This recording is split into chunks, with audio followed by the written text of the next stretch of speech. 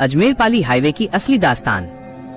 राजस्थान की रेतीली धरती अपने अंदर जितने रहस्य दबाए हुए है उतने शायद ही कहीं और हों। लेकिन अजमेर और पाली को जोड़ने वाला नेशनल हाईवे 8 अपनी एक ऐसी डरावनी सच्चाई के लिए जाना जाता है जिसे सुनकर आज भी बड़े बड़े ट्रक ड्राइवरों के पसीने छूट जाते हैं। ये कहानी किसी कल्पित भूत की नहीं बल्कि उन गवाहों की है जिन्होंने उस मौत को अपनी आंखों से देखा और महसूस किया है। घटना की शुरुआत होती है करीब 15 साल पहले, जब एक नौजवान अपनी नई कार से रात के वक्त इस हाईवे से गुजर रहा था।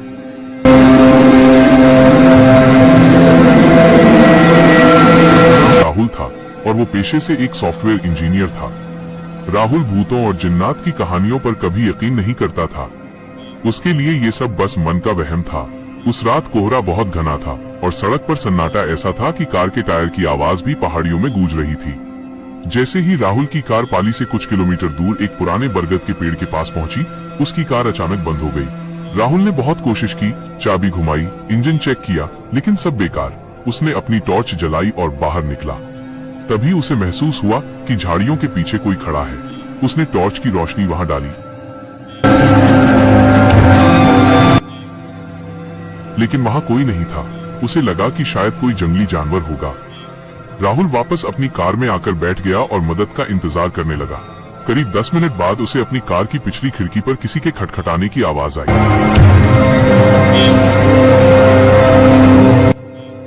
टक टक टक।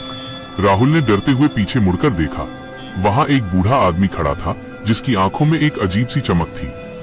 उसने फटे पुराने कपड़े पहने हुए थे और उसके हाथ में एक पुराना लालटेन था। राहुल ने खिड़की का कांच थोड़ा नीचे किया और पूछा, जी क्या बात है? मेरी गाड़ी खराब हो गई है, क्या आप मेरी मदद कर सकते हैं? उस बूढ़े ने कोई जवाब नहीं दिया, बस अपनी उंगली से सामने वाले मोड़ की तरफ इशारा किया। राहुल को लगा कि शायद वहां कोई मैकेनिक या ढाबा होगा। जैसे ही राहुल ने दोबारा पूछने के लिए गर्दन घुमाई, वो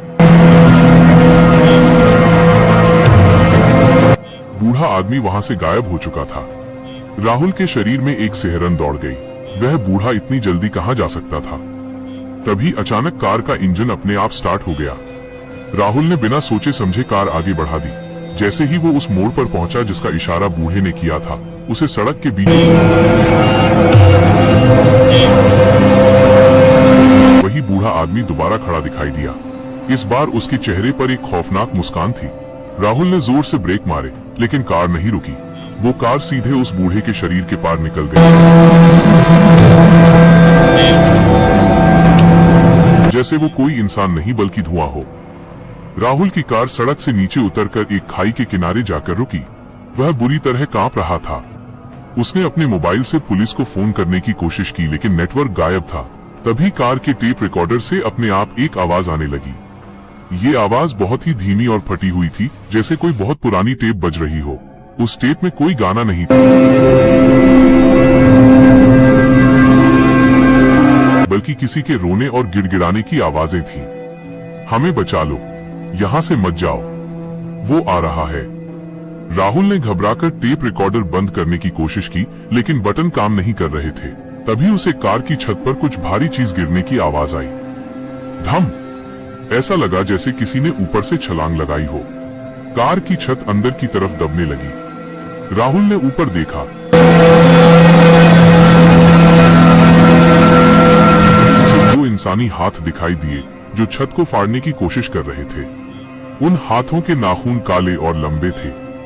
उसी वक्त दूर से एक ट्रक की हेडलाइट दिखाई दी। राहुल ने चिल्लाना शुरू किया।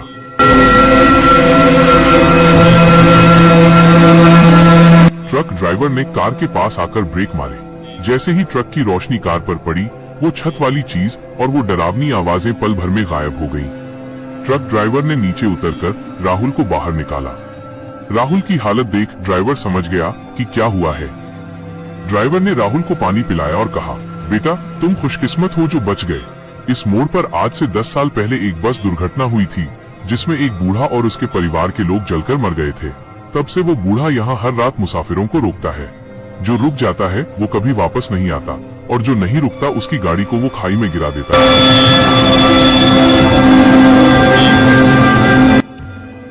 राहुल ने उस रात के बाद कभी उस रास्ते से सफर नहीं किया, लेकिन आज भी जब वो रात में अकेला होता है, उसे वही टक टक की आवाज अपनी खिड़की पर सुनाई देती है। ये घटना आज भी पाली के उस हाईवे पर एक अनसुलझा रहस्य बनी हुई है।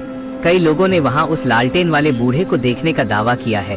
पुलिस ने भी उस इलाके में सावधानी के बोर्ड लगा दिए हैं, क्योंकि वहां दुर्घटनाओं का सिलसिला कभी थमता नहीं। यह कहानी हमें याद दिलाती है कि विज्ञान चाहे कितनी भी तरक्की कर ले, कुछ शक्तियां ऐसी हैं जिन्हें न तो हम समझ सकते हैं और न ही जीत सकते हैं। खासकर जब बात उन रूहों की हो जो इंसाफ या इंतकाम की तलाश में भटक रही हैं।